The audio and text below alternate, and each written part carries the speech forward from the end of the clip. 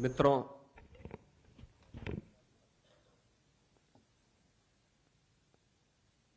देश के यशस्वी प्रधानमंत्री श्री नरेंद्र मोदी जी के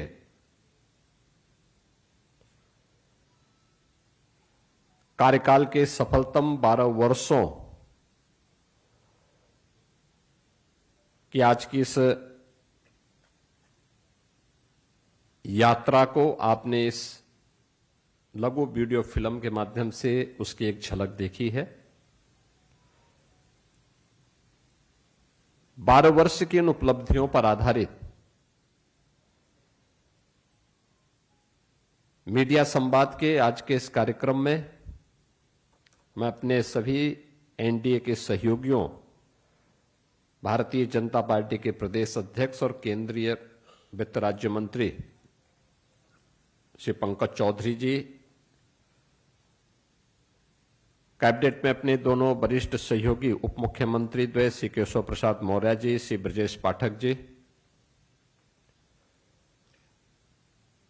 प्रदेश के वरिष्ठ मंत्री वित्त मंत्री श्री सुरेश कुमार खन्ना जी,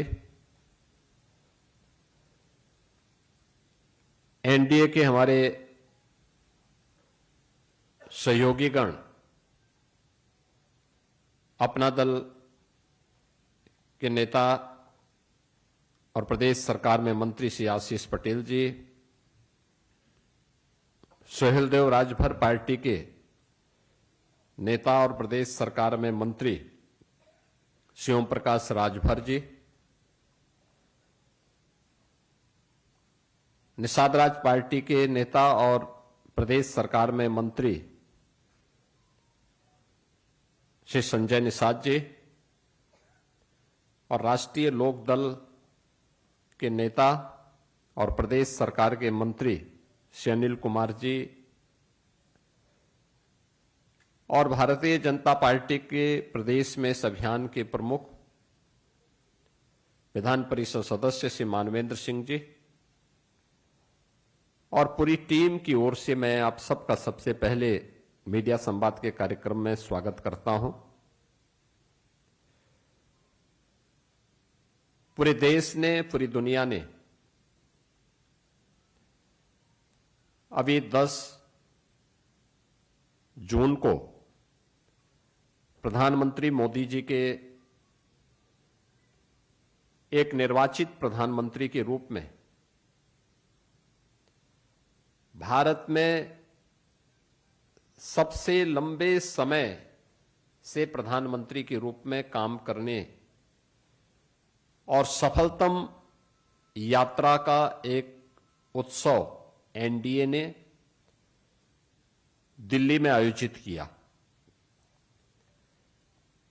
इस अवसर पर आप सब ने देखा होगा, दुनिया के सभी प्रमुख राष्ट्राध्यक्षों ने प्रधानमंत्री जी के प्रति,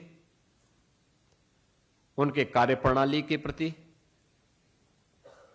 और उनके दूरदर्शी नेतृत्व में भारत की इस विकास यात्रा पर अपनी बधाई और शुभकामनाएं भी प्रधानमंत्री जी के प्रति भी और पूरे देश के प्रति भी व्यक्त की। वास्तव में जब देश के सामने कोई ऐसा लोकप्रिय, चमत्कारिक, दूरदर्शी सोच का नेता किसी देश को मिलता है तो परिणाम आने में देर नहीं लगते।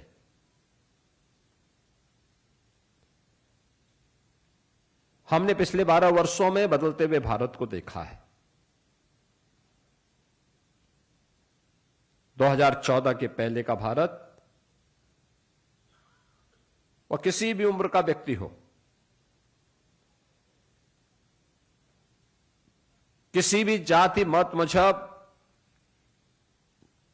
क्षेत्र और भाषा को बोलने वाला व्यक्ति हो, भारत के अंदर हो या भारत के बाहर, उन सब ने इन 12 वर्षों में बदलते हुए भारत को देखा है। 2014 का भारत और 2014 के बाद का भारत,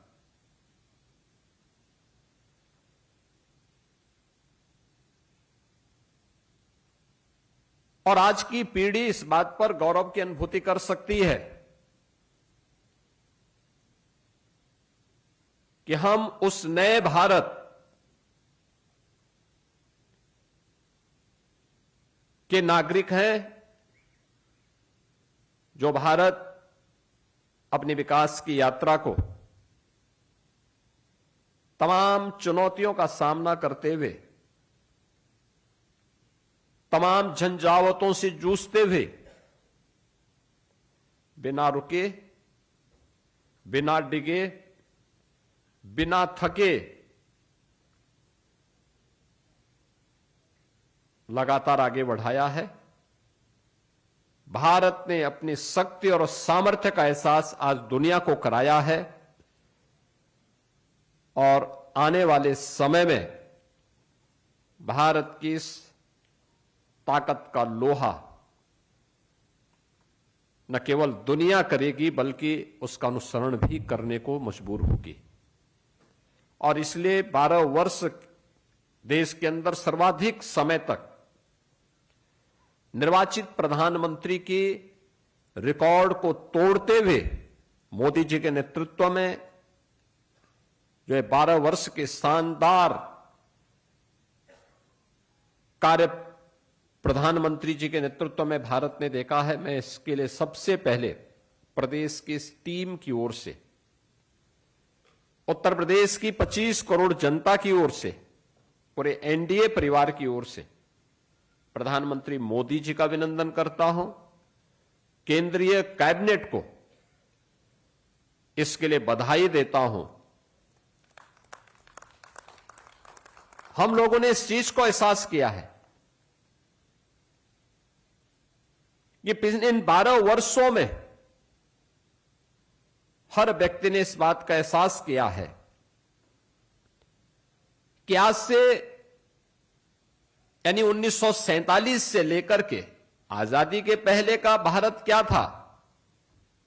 गुलामी के कालखंड थे, बंदिशें थीं, तमाम प्रकार से लोगों की भावनाओं को, लोगों की आजादी को रौंदा गया था। लेकिन 1947 में जो देश स्वतंत्र हुआ था, उस स्वतंत्र भारत के अंदर भारत के नागरिकों को, वे किसी भी तबके का रहा हो, बांटने का काम तो किया होगा राजनीतिक दलों ने। किसी ने जाति के नाम पर, किसी ने क्षेत्र के नाम पर, किसी ने भाषा के नाम पर, किसी ने मत और मजहब के नाम पर, किसी ने संप्रदाय के नाम पर। लेकिन फोकस्ड कार्यक्रम और उन कार्यक्रमों को सफलतम क्रियान्वयन होते हुए नहीं देखा होगा। पहली बार भारत इस बात का एहसास कर रहा है कि योजना बनाना ही नहीं, उस कार्य योजना को बनाने के साथ ही यह भी तय करना कि उसके सफल क्रियान्वयन के लिए उन सभी पक्षों को साथ लेकर के चलना और उसे जन आंदोलन बना देना। पहली बार इस बात को देखा होगा। देश के अंदर जनधन अकाउंट खोलने की बात हो या स्वच्छ भारत मिशन के अंदर देश के अंदर 12 करोड़ परिवारों के पास देश के अंदर आजादी के बाद पहली बार अपना स्वयं का शौचालय हो, 4 करोड़ परिवारों को देश के अंदर सिर को ढकने के लिए अपने स्वयं के आवास उपलब्ध कराने के कार्य हो, या फिर देश के अंदर गरीब को जो हॉस्पिटल में, महंगे हॉस्पिटल में उपचार की सामर्थ्य नहीं रखता है, उसको 5 लाख रुपए की स्वास्थ्य बीमा का कवर देकर के प्रधानमंत्री आयुष्मान भारत से बिना किसी सिफारिश के उसको कवर करने का की योजना। नए उद्यमियों के लिए प्रधानमंत्री मुद्रा योजना हो, महिला, अनुसूचित जाति जनजाति के लिए प्रधानमंत्री स्टैंड अप की योजना, युवाओं के लिए स्टार्टअप की योजना हो, या भ्रष्टाचार मुक्त व्यवस्था के लिए डिजिटल इंडिया और भारत की व्यवस्था में टेक्नोलॉजी का उपयोग करते हुए एक व्यापक परिवर्तन की रणनीति के साथ, एक नई पहचान के साथ भारत को आगे बढ़ाना, ये सभी हमने इन 12 वर्षों में सफलतापूर्वक क्रियान्वित होते हुए देखा है। और अगर मैं कहूं, ये 12 वर्ष आस्था और आर्थिकी के भी एक बृहद संगम के रूप में पूरे देश ने देखा है।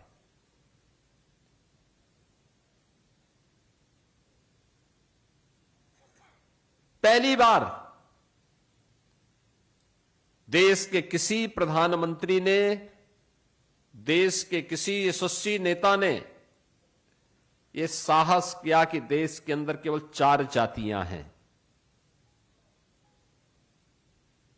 और उन्होंने कहा ये 4 जातियां एक गरीब की है, एक आधी आबादी महिलाओं की है, एक युवा की है, एक अन्नदाता किसान की है। आपने देखा होगा इन चारों को अपने राजनीतिक एजेंडे का हिस्सा बना करके और इन सब के समग्र उत्थान के लिए जो कार्यक्रम बने वह अद्भुत है।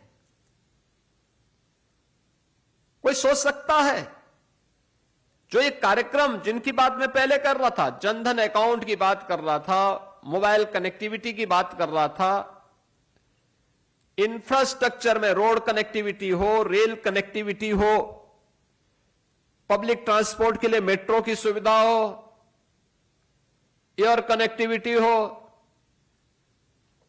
या ये जितनी भी सुविधाएं उपलब्ध करवाई गई, इन सब के साथ एक गरीब के जीवन में परिवर्तन करने के लिए क्या चाहिए, कैसे उसका सस्टेनेबल विकास हो सके, केवल रेवड़ी संस्कृति नहीं, एक सस्टेनेबल विकास का मॉडल, जिससे उसके जीवन स्तर में वो जीवन भर गरीब न रहे बल्कि उसके जीवन स्तर में परिवर्तन हो। यह पहली बार देखने को मिला जब स्वतंत्र भारत ने, अनुमान करिए, जब मोदी जी ने देश के अंदर सत्ता की बागडोर संभाली थी, तब देश के अंदर कुल देश की आबादी 120 करोड़ थी,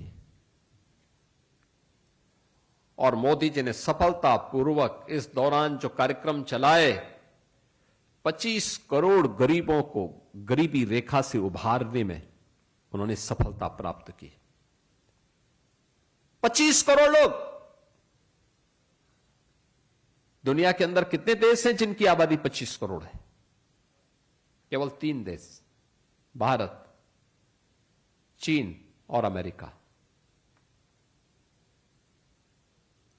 यानी 25 करोड़ लोग भारत के अंदर गरीबी रेखा से उबर करके उन्होंने सामान्य नागरिकों के रूप में अपने जीवन यात्रा को आगे बढ़ाया है। उनके घर में कोई ना कोई कमाने वाला है, एक निश्चित कमाई है,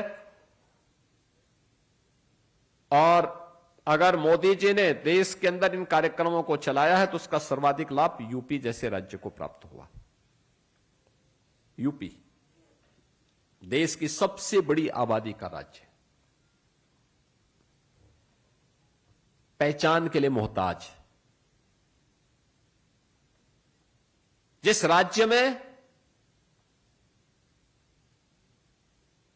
अराजकता थी, असुरक्षा थी, गुंडागिर्दी थी, भ्रष्टाचार था।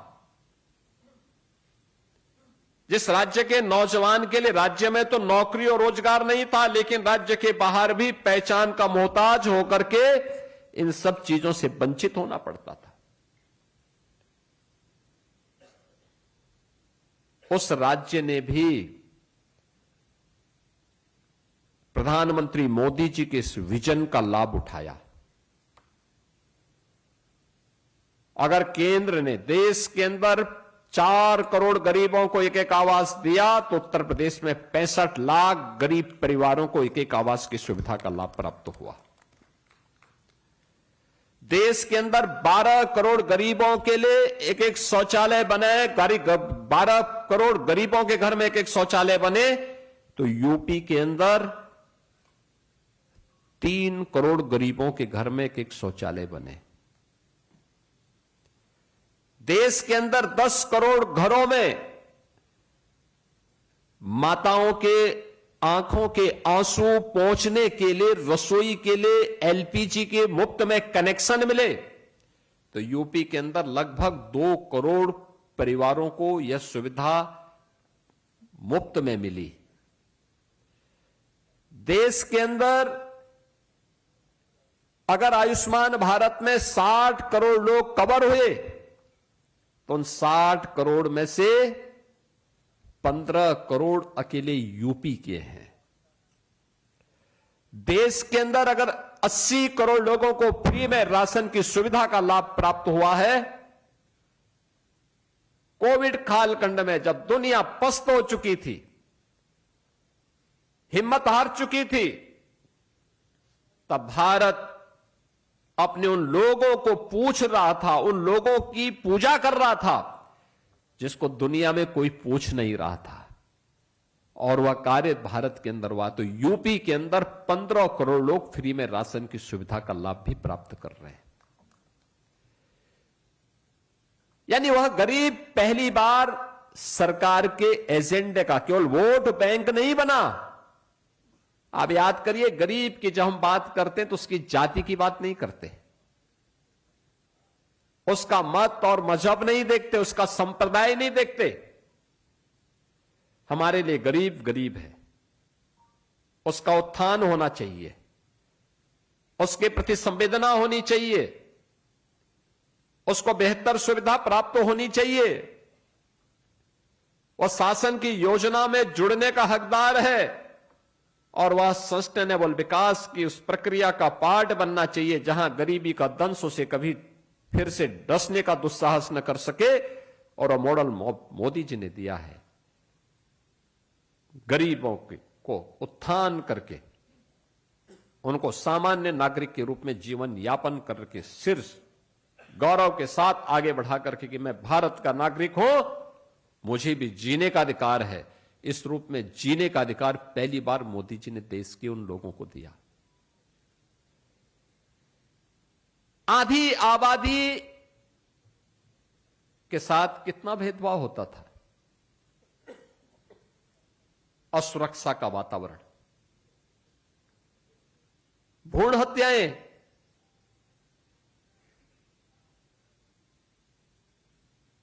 नौकरियों में कहीं कोई सुविधा नहीं, कानून की जकड़न, और उन सब के साथ ही तमाम प्रकार की बंदिशों के कारण जो स्थितियां पैदा हुई। 2014 के बाद पहली बार आपने देखा होगा मोदी जी ने देशवासियों के सामने नारा दिया था, बेटी बचाओ बेटी पढ़ाओ का।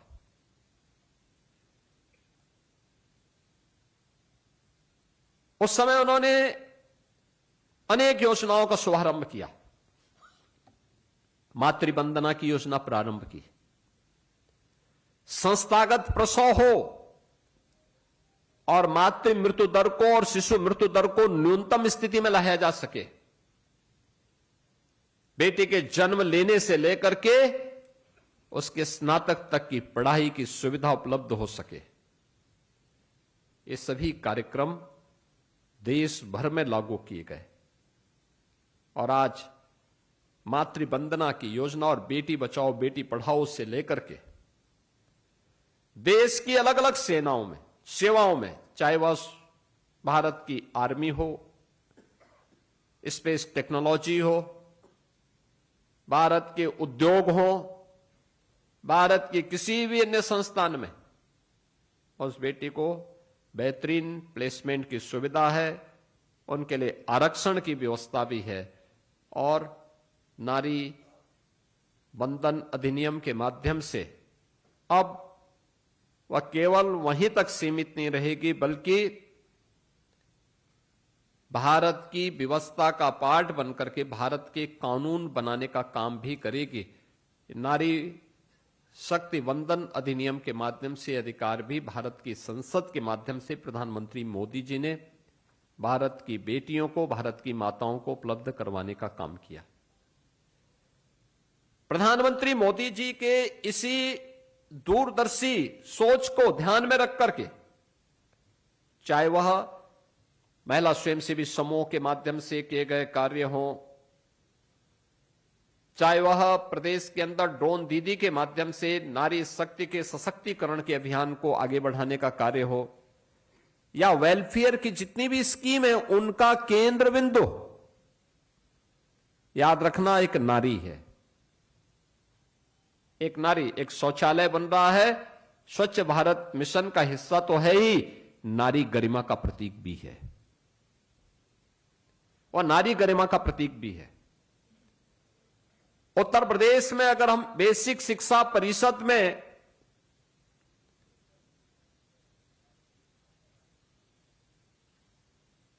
Uniform, bag, books, shoes, socks, sweater देते हैं तो योजना हम लोगों ने प्रधानमंत्री मोदी जी के बेटी बचाओ बेटी पढ़ाओ के ही उस अभियान से प्रेरणा प्राप्त करके 2017 में प्रारंभ की थी। मुझे याद है तब उत्तर प्रदेश की ज्यादातर बेसिक शिक्षा परिषद में पढ़ने वाली बेटियां नंगे पैर स्कूल जाती थीं। आप अनुमान करिए, पथरीला रास्ता हो,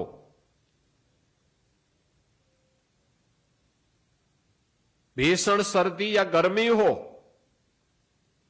तपती हुई धूप हो या फिर भीषण सर्दी के उस माहौल में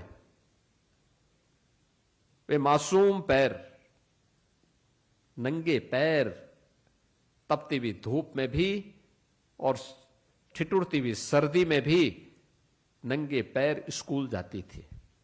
तब हम लोगों ने तय किया था कि बेसिक शिक्षा परिषद में पढ़ने वाले हर बच्चे को हम लोग, और बालक हो या बालिका, बिना भेदभाव के यूनिफॉर्म भी देंगे, जूता मोजा भी देंगे, स्वेटर भी उपलब्ध करवाएंगे। स्कूल में ड्रॉप आउट रेट को कम करने के लिए पेयजल भी उपलब्ध करवाएंगे और टॉयलेट भी उपलब्ध करवाएंगे बालक और बालिकाओं के लिए। और मुझे प्रसन्नता है कि आज हमने शिशुरेशन के लक्ष्य को प्राप्त किया है।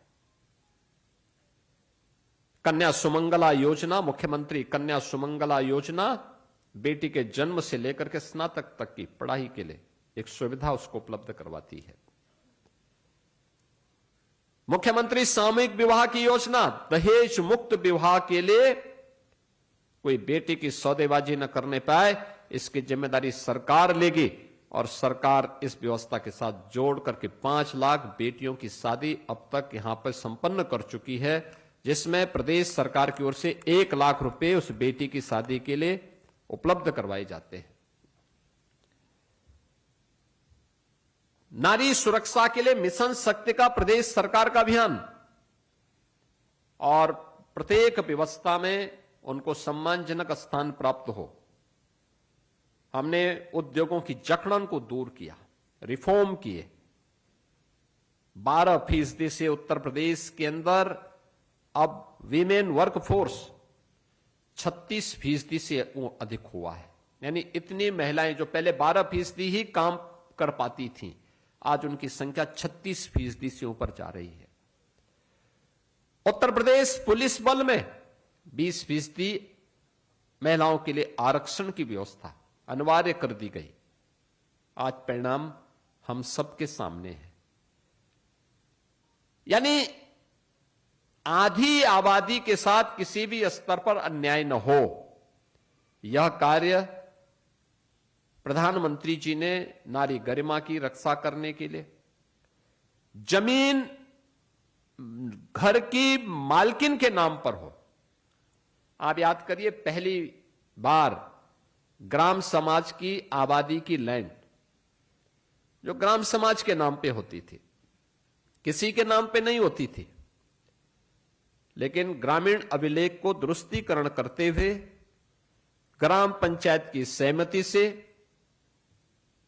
उस घर की जो सबसे वरिष्ठ महिला सदस्य होगी उसके नाम पर घरौनी देकर के ग्रामीण अभिलेख को भी महिलाओं को उसका अधिकार उपलब्ध करवाया। प्रधानमंत्री आवास भी ज्यादातर आवास घर की मालकिन के नाम पर उपलब्ध करवाए जाते हैं। यानी ये सभी सुविधाएं इस आधार पर नारी गरिमा की रक्षा हो और उसके रक्षा के साथ ही उनके संरक्षण और संवर्धन की दिशा में और क्या कार्य हो सकते हैं, इसके लिए उठाए गए कदम का हिस्सा है। पहली बार, यानी ये मुद्दे कभी एजेंडे के हिस्से नहीं होते थे किसी भी अन्य दल के, पहली बार बन पाए। युवाओं के लिए, देश का युवा असीम ऊर्जा का प्रतीक है। भारत को अपनी इस युवा शक्ति पर गौरव की अनुभूति करनी चाहिए। इस बात का एहसास प्रधानमंत्री मोदी जी ने देशवासियों को करवाया। अच्छे इंस्टीट्यूशंस हो, युवाओं के लिए किसी भी स्थिति में वह डिप्रेस न हो, इसके लिए प्रोत्साहन करने के लिए आप देखते होंगे हर वर्ष परीक्षा के पूर्व प्रधानमंत्री मोदी जी परीक्षा पे चर्चा करके बोर्ड की परीक्षाओं में भाग लेने वाले किसी भी बोर्ड के बच्चे हों, उनके साथ सीधे संवाद का कार्यक्रम करते हैं। इसके लिए उन्होंने एक पुस्तक भी लिखी। यानी छात्र भी उनके एजेंडे का हिस्सा है। वह छात्र केवल पुस्तकीय अध्ययन ही न करे बल्कि उसका स्किल डेवलपमेंट भी हो। छात्र के अंदर रिसर्च एंड इनोवेशन की भी प्रवृत्ति पैदा हो, वो अपना स्वयं का स्टार्टअप स्थापित कर सके। पहली बार स्वतंत्र भारत में एहसास युवाओं को हुआ कि हम भी अपना स्टार्टअप स्थापित कर सकते हैं। इसके लिए प्रधानमंत्री मुद्रा योजना उन्होंने उपलब्ध करवाई। हर प्रकार से उसे सशक्त करने की दिशा में कार्य, और पहली बार मिशन रोजगार के नाम पर हर युवा के लिए नौकरी या रोजगार उपलब्ध करवाने के एक बृहद कार्यक्रम, पीएम विश्वकर्मा की स्कीम हो या फिर आत्मनिर्भर भारत के अंदर परंपरागत उद्यम को प्रोत्साहित करने का कार्यक्रम, टूरिज्म के माध्यम से युवाओं के लिए ढेर सारे रोजगार उपलब्ध करवाने का कार्य, ये सभी मोदी जी के नेतृत्व में पिछले 12 वर्ष में सफलतापूर्वक आगे बढ़ा है। युवाओं के लिए फिट इंडिया मूवमेंट हो, खेलो इंडिया खेलो का कार्यक्रम हो, स्पोर्ट्स अथॉरिटी के माध्यम से चलने वाले अनेक कार्यक्रम हो, या फिर डिजिटल इंडिया के अभियान के अंतर्गत यूथ को अधिक से अधिक डिजिटल सशक्तिकरण की दिशा में किए गए प्रयास, ये सभी युवाओं के जीवन में व्यापक परिवर्तन के साथ साथ हर स्तर पर उनके आत्मविश्वास को बनाए रख करके नए भारत में उनकी ऊर्जा का उपयोग करने की दिशा में किए गए कदमों का प्रतिफल हम सबके सामने। अन्नदाता किसान भारत की व्यवस्था का हिस्सा रहा है। किसान चुनाव का मुद्दा तो होता था, लेकिन चुनाव के बाद सरकारों के एजेंडे का हिस्सा ना के बराबर होता था। महीनों किसानों की बातों को कुछ अनसुना कर दिया जाता था। पहली बार हुआ है सॉइल हेल्थ कार्ड, लोगों ने पहली बार सुना होगा। कृषि बीमा की योजना पहली बार सुनी होगी। प्रधानमंत्री किसान कृषि सिंचाई योजना पहली बार लोगों ने सुनी होगी। सफलतापूर्वक क्रियान्वयन हुआ। यूपी जैसे राज्य में सॉइल हेल्थ कार्ड हर किसान को उपलब्ध करवाने का, फ्री में उपलब्ध करवाया गया। पहली बार हुआ जब प्रदेश के अंदर 3 करोड़ से अधिक किसान प्रधानमंत्री किसान सम्मान निधि का लाभ ले रहे हैं। जब उसकी उपज का यानी लागत का 1.5 गुना एमएसपी उसको मिलना प्रारंभ हुआ। आजादी के बाद कभी नहीं प्राप्त हुआ, लेकिन मोदी जी के कारण आज वो प्राप्त हो रहा है।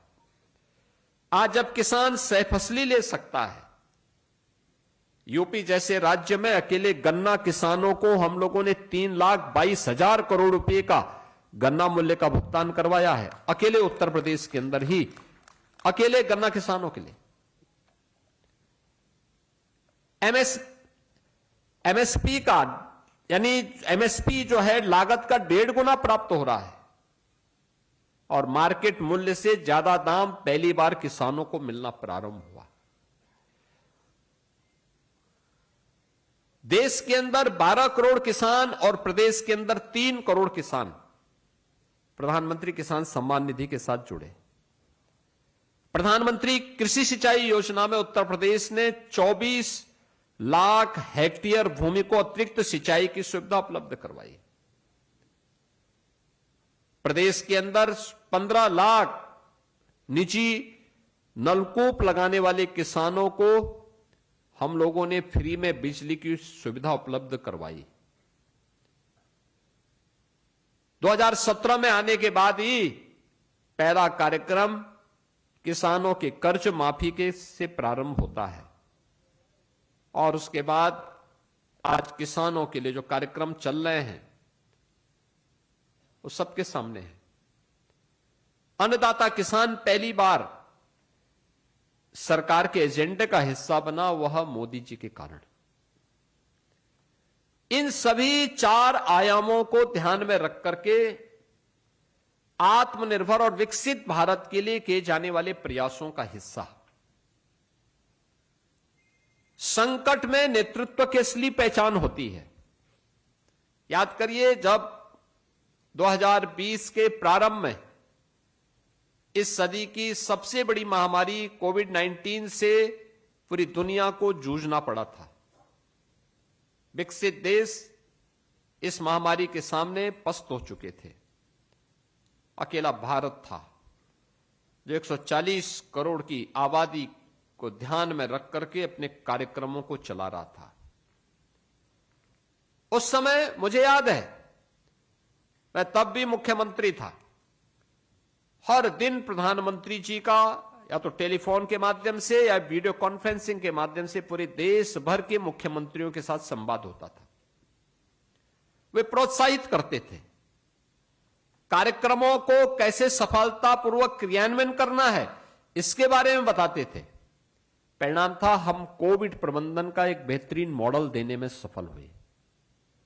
प्रदेश के अंदर और देश के ने दुनिया के अंदर कोविड प्रबंधन का एक मॉडल खड़ा किया। याद करिए, दुनिया के विकसित देश जिनकी आबादी 32-34 करोड़ की है, वहां पर मरने वालों की संख्या भारत से 4 गुना थी। यानी 140 करोड़ भारतीयों में कोविड से दुर्भाग्यपूर्ण मौत जितने लोगों की हुई, उसकी तुलना में उन देशों में भारत यानी जिनकी आबादी भारत से 1/4 है, वहां पर कोविड से मरने वाले विकसित देशों में भारत से 4 गुना थी। लेकिन प्रबंधन और लीडरशिप पे निर्भर करता है वो कैसे देश को नेतृत्व दे रहा है।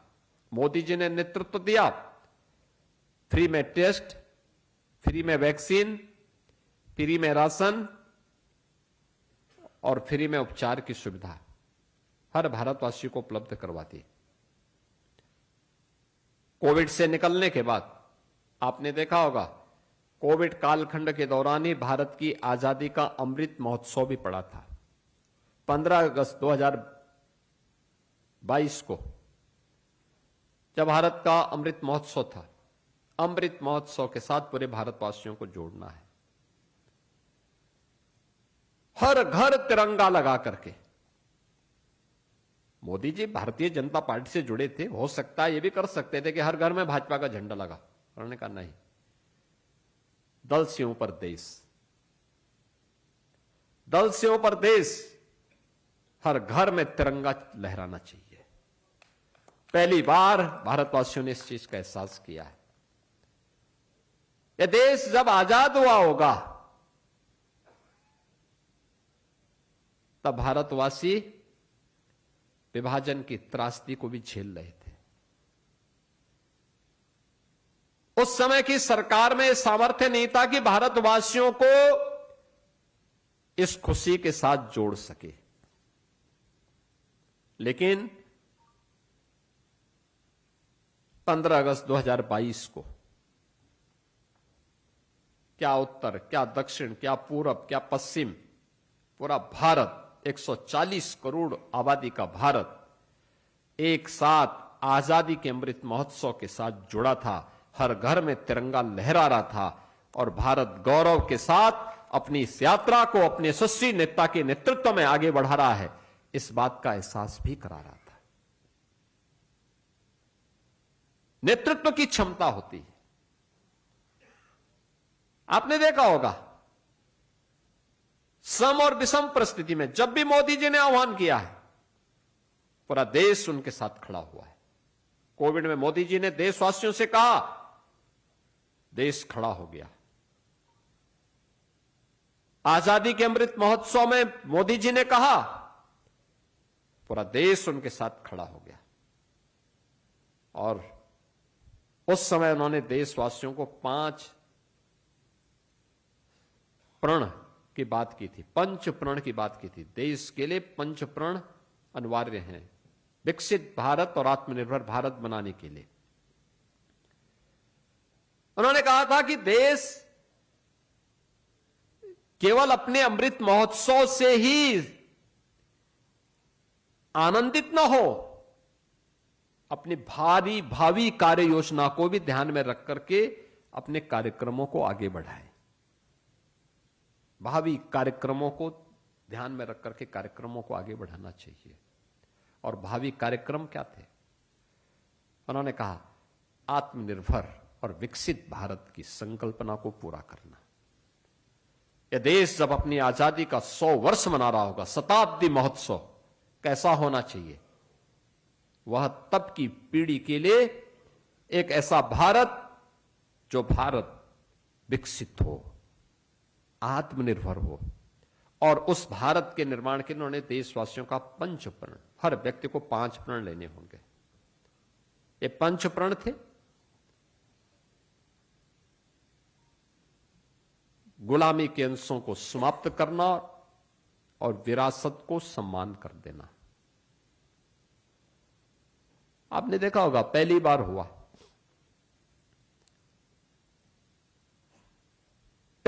हुआ, प्रधानमंत्री जी जिस आवास में रहते हैं,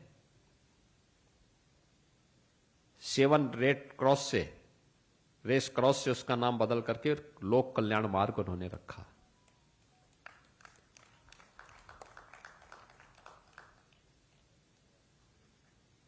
राजपथ का नाम लोकपथ रखा, कर्तव्य पथ रखा। राजभवन का नाम लोक भवन या जन भवन रखा। यह है, क्या भाव है? यह है गुलामी के अंशों को समाप्त करना, गुलामी की मानसिकता को समाप्त करना और विरासत का सम्मान करना। याद करिए, कौन लोग थे जो भारत की आस्था राम से परहेज करते थे, प्रभु श्री राम से परहेज करते थे? लीलाधारी श्री कृष्ण के नाम से परहेज करते थे,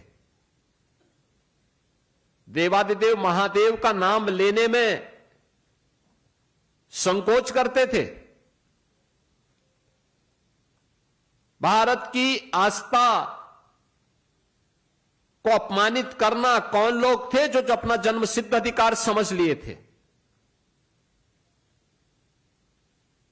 पहली बार भारत ने देखा है,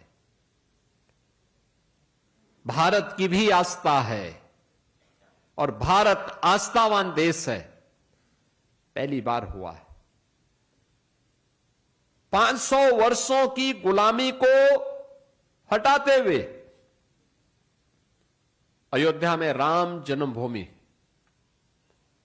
की सभी जखड़नों को दूर करके मंदिर निर्माण का मार्ग प्रशस्त करना, और भारत के पहले प्रधानमंत्री मोदी जी हैं जो अयोध्या में राम मंदिर के शिलान्यास कार्यक्रम में, प्राण प्रतिष्ठा कार्यक्रम में और फिर राम मंदिर में भारत की सनातन ध्वज पताका का आरोहण हो, इन तीनों कार्यक्रमों को उन्होंने अपने कर कमलों से करके पूरे भारत की आस्था को सम्मानित करने का काम किया। जो कभी नहीं हुआ वो मोदी जी ने करके दिखाया।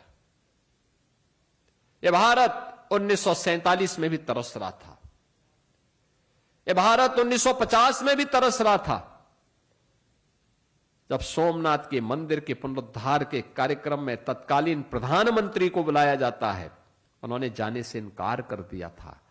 और जब तत्कालीन राष्ट्रपति उसके उपरांत जब जाने को हुए तो उनको रोका गया था, रोकने का प्रयास हुआ था।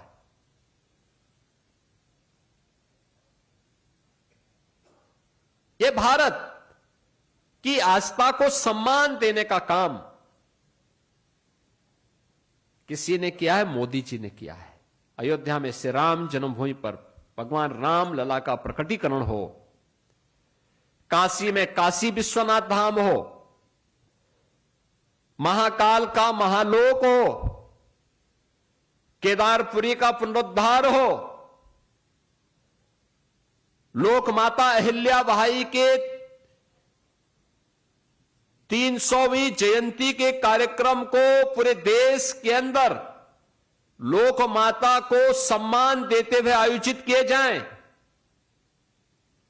या भगवान बिरसा मुंडा के 150वीं जयंती के कार्यक्रम को सम्मान देना हो, या भारत की आधुनिक भारत के शिल्पी लौह पुरुष सरदार वल्लभ भाई पटेल की 150वीं जयंती के कार्यक्रम को भव्य स्वरूप प्रदान करना हो, और दुनिया की सबसे बड़ी उनकी स्टैच्यू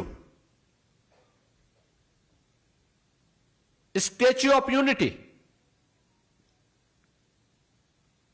केवल एक सरकार नहीं बनाएगी, भारत भर से किसानों से, श्रमिकों के लोहे से, उनके खेत की मिट्टी को एकत्र करके सरदार साहब के जन्मभूमि पर केवड़िया में स्थापित करने का काम ये मोदी जी के द्वारा किया गया। यह है आस्था का सम्मान भी और विरासत का सम्मान भी। यह आस्था का सम्मान यहीं पे नहीं हुआ, उन्होंने आयुष मंत्रालय का गठन किया, भारत के अंदर सहकारिता आंदोलन को पुनर्जीवित किया, भारत के अंदर जो परंपरागत उद्यम थे उसको पुनर्जीवित किया। वन डिस्ट्रिक्ट वन प्रोडक्ट, ये मोदी जी के उसी विजन का परिणाम है जिसका मॉडल यूपी बना है। यूपी तमाम बंदिशों के बावजूद, दुनिया के अंदर तमाम बैरियर के बावजूद सफलतापूर्वक 2 लाख करोड़ रुपए का एक्सपोर्ट करने में, 2 लाख करोड़ रुपए से अधिक का एक्सपोर्ट करने में सफल हुआ, इस एमएसएमई की बदौलत।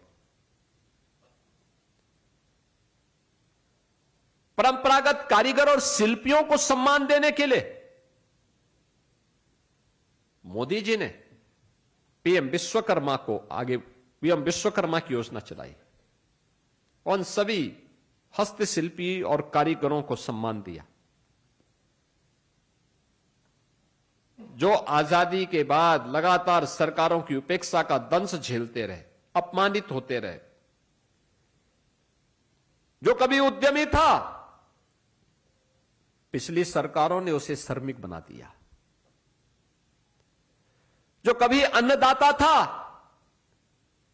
उसको आत्महत्या करने के लिए मजबूर कर दिया।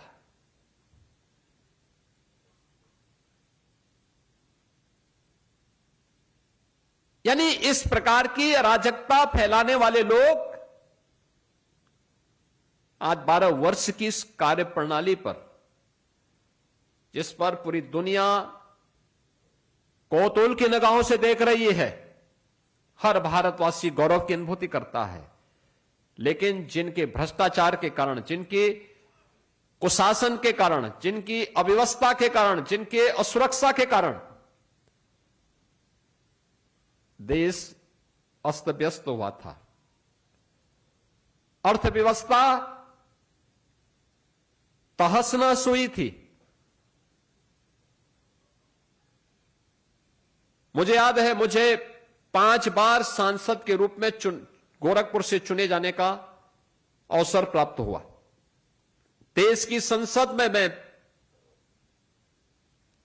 प्रत्येक कालखंड में गृह मंत्रालय की स्टैंडिंग कमेटी में रहा हूं और मैं इस चीज को देखता था, आंतरिक सुरक्षा में नक्सलवाद कैसे फैलता गया, कैसा फैलता गया। एक समय यूपीए की सरकार में उस यूपीए का पार्ट समाजवादी पार्टी भी थी। 120 जिले नक्सलवाद की चपेट में देश के अंदर आए थे और अभी 19 मई को, पिछले महीने, मुझे देश के अंदर बस्तर में भारत सरकार की गृह मंत्रालय की एक बैठक में भाग लेने का अवसर प्राप्त हुआ। याद करिए, मैं बस्तर में छत्तीसगढ़ विधानसभा चुनाव के दौरान गया था। बस्तर, कोलडामा, ये वे क्षेत्र थे जहां पर भीषण नक्सलवाद था। चुनाव के दौरान हम लोगों को सुरक्षा के साए में, पैरामिलिट्री के साए में वहां भाषण देने का अवसर प्राप्त हो पाया था। जब मैं इस बार गया, अभी गत महीने ही गया था, क्या आनंददायक माहौल था। होटल बन रहे हैं, इंडस्ट्री लग रही है, कोई नक्सलवाद नहीं, इच्छा शक्ति। जो नक्सलवाद भारत को दंश दे रहा था, आज वो नक्सलवाद मुक्त भारत हुआ है, एक यशस्वी नेता के लीडरशिप में संभव हो पाया। पहले दुश्मन देश भारत की सीमा में घुसता था। याद करिए, यूपीए सरकार में कितना कायराना हमला हुआ था जब भारत के सैनिकों का सिर काट करके दुश्मन देश लेके चला गया था। सरकार मौन थी। तब तब कहते थे ये लोग, देखो बयानबाजी मत करो। हम संसद में मुद्दे को जब उठाते थे तो हमसे क्या कहा जाता, देखो बयानबाजी मत करिए, संबंध खराब हो जाएंगे।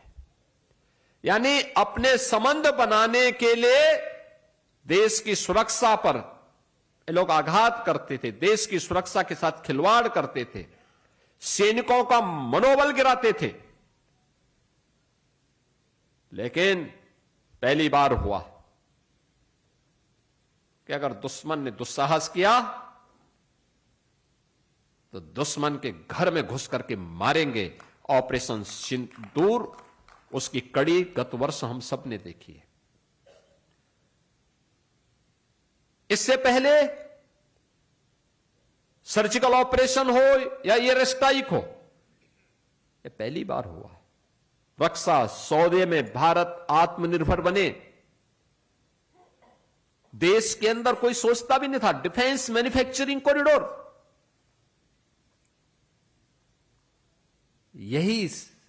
तो है वह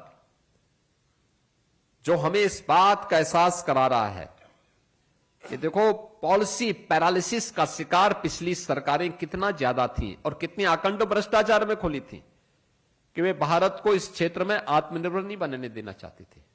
आज हमें गौरव है अपने प्रधानमंत्री पर कि प्रधानमंत्री जी के कारण यूपी में एक डिफेंस मैन्युफैक्चरिंग कॉरिडोर मिला और 35,000 करोड़ रुपए से अधिक के प्रस्ताव भी हमें मिले। और हमें इस बात का गौरव है कि देश के लिए काम आने वाली ब्रह्मोस मिसाइल हमारी लखनऊ में तैयार हो रही है, इसी लखनऊ में तैयार हो रही है। पूरी दुनिया उसका लोहा मानती है। ड्रोन मैन्युफैक्चरिंग का क्लस्टर यूपी बन रहा है। अन्य तमाम भारत की रक्षा आपूर्तियों का केंद्र बिंदु आज उत्तर प्रदेश और भारत बना है।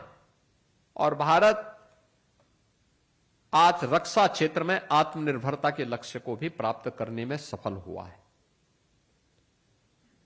यह भारत की वो कहानी है जो हर एक क्षेत्र में भारत ने सफलतापूर्वक आगे बढ़ाया है और दुनिया की टॉप 4, टॉप 5 अर्थव्यवस्था में भारत आज के दिन पर भी मजबूती के साथ खड़ा है। पश्चिम एशिया के संकट के बावजूद ऊर्जा संकट से अपने देश को बचाने में भारत सफल है। अमेरिका जैसा देश पेट्रोलियम का प्रोडक्ट उसके पास मौजूद भी है, उस पर उसका एकाधिकार भी है। उस सब के बावजूद पेट्रोलियम पदार्थों के दाम वहां पर कई गुना बढ़े हैं। महंगाई दुनिया के सभी देशों में कई गुना बढ़ी है, लेकिन स्ट्रेट ऑफ हार्मुज की घटना के बावजूद भी भारत मजबूती के साथ अपने नागरिकों को ईंधन की आपूर्ति भी कर रहा है। महंगाई से भी उन्हें बचाने की तरफ मजबूती के साथ कदम बढ़ा रहा है। भारत की अर्थव्यवस्था को दुनिया के अंदर सबसे तेज उभरती हुई अर्थव्यवस्था के रूप में भी स्थापित कर रहा है। और प्रधानमंत्री जी के उसी विजन को ध्यान में रख करके उत्तर प्रदेश ने भी आज सफलता की उस कहानी को आगे बढ़ाया। पिछले 9 वर्ष में हर एक क्षेत्र में जो कार्य हुए, परिणाम क्या है? युवाओं के लिए 9 लाख नौजवानों के लिए नौकरी,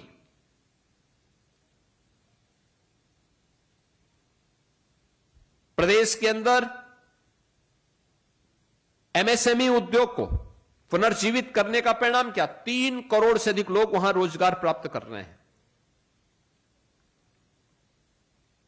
प्रदेश के अंदर सीएम युवा की स्कीम हो, प्रधानमंत्री मुद्रा योजना हो, प्रधानमंत्री स्टैंड अप और स्टार्टअप की स्कीम हो, इन सब के माध्यम से लगभग 1 करोड़ लोग स्वतः रोजगार और स्वयं के उद्यम स्थापित करने की दिशा में तेजी के साथ आगे बढ़े हैं। यह वे कार्यक्रम है जो मजबूती के साथ प्रदेश के अंदर आगे बढ़े हैं। परिणाम है आज एक बेहतरीन सुरक्षा, सुशासन और सेवा का मॉडल हम प्रदेशवासियों को और देशवासियों को देने में सफल हुए हैं। उत्तर प्रदेश ने अपनी अर्थव्यवस्था को इस दौरान इन 9 वर्षों में 3 गुना बढ़ाने में सफलता प्राप्त की। उत्तर प्रदेश जैसा राज्य तेजी के साथ देश की सबसे बड़ी अर्थव्यवस्था के रूप में अग्रसर हुआ है। उत्तर प्रदेश पर प्रति व्यक्ति आय को भी 3 गुना करने में सफल हुआ है। बजट का दायरा 3 गुना बढ़ाने में सफलता प्राप्त हुई। ये वे कहानियां हैं जो पिछले 9 वर्ष के अंदर डबल इंजन सरकार ने प्रधानमंत्री मोदी जी के मार्गदर्शन में, उनके नेतृत्व में देखा है, एहसास किया है और उसके साथ अपने आप को चलते हुए वह उन बातों को नियमित रूप से एहसास भी करता है। और इसीलिए मैं कहता हूं कि आस्था और आर्थिकी का एक अद्भुत संगम यूपी बना है। ये प्रधानमंत्री मोदी जी के विजनरी लीडरशिप के कारण ये सब संभव हो पाया है। और आज जब प्रधानमंत्री मोदी जी के निर्वाचित प्रधानमंत्री के रूप में देश के अंदर एक नए रिकॉर्ड के साथ पूरा देश इस उत्सव भरे माहौल के साथ जुड़ रहा है, तब उत्तर प्रदेश के अपने सभी सहयोगियों की ओर से, उत्तर प्रदेश की 25 करोड़ जनता की ओर से मैं प्रधानमंत्री मोदी जी के प्रति, उत्तर प्रदेश की 25 करोड़ जनता की ओर से उनका हृदय से अभिनंदन करता हूं, उनको बधाई देता हूं, अपनी शुभेच्छा उनके प्रति व्यक्त करता हूं।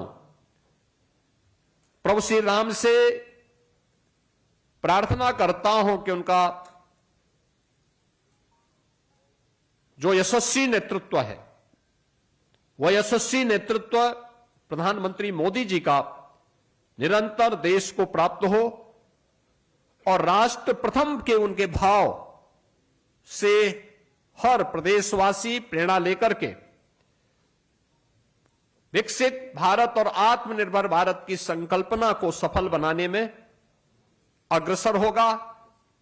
हम लोगों ने उस विजन डॉक्यूमेंट को तैयार करते हुए अपने कार्यक्रम को आगे बढ़ाया है और मेरा मानना है कि प्रधानमंत्री जी ने जो टारगेट तय किए हैं देश के सामने, उत्तर प्रदेश उस लक्ष्य को प्राप्त करने की दिशा में मजबूती के साथ आगे बढ़ा है और बढ़ रहा है। हम लोगों का मानना है 2030 तक $1 ट्रिलियन की इकोनॉमी यूपी बनेगा, 2036 तक उत्तर प्रदेश $2 ट्रिलियन की इकोनॉमी बनेगा और 2047 तक उत्तर प्रदेश $5 ट्रिलियन की इकोनॉमी के साथ विकसित भारत का विकसित उत्तर प्रदेश, आत्मनिर्भर भारत का आत्मनिर्भर उत्तर प्रदेश बनने की दिशा में अग्रसर होगा। यह प्रधानमंत्री जी के संकल्पों के साथ उत्तर प्रदेश की प्रतिबद्धता है। मैं इस अवसर पर पूरे प्रदेशवासियों को भी हृदय से बधाई देता हूं, अपनी शुभकामनाएं देता हूं। धन्यवाद। जय हिंद। आदित्यनाथ को आप सुन रहे थे, जहां पर लखनऊ के लोक भवन में केंद्र में प्रधानमंत्री मोदी सरकार के 12 वर्ष के कार्यकाल पूरे होने के उपलक्ष्य पर एक विशेष मीडिया संवाद का आयोजन किया गया और इस दौरान मुख्यमंत्री योगी आदित्यनाथ ने प्रधानमंत्री के 12 साल के कार्यकाल की उपलब्धियां गिनाई है, उन्हें जनता के सामने पेश किया है और साथ ही साथ उत्तर प्रदेश में भी जिस तरह से प्रगति कार्य जारी है उसको लेकर भी मुख्यमंत्री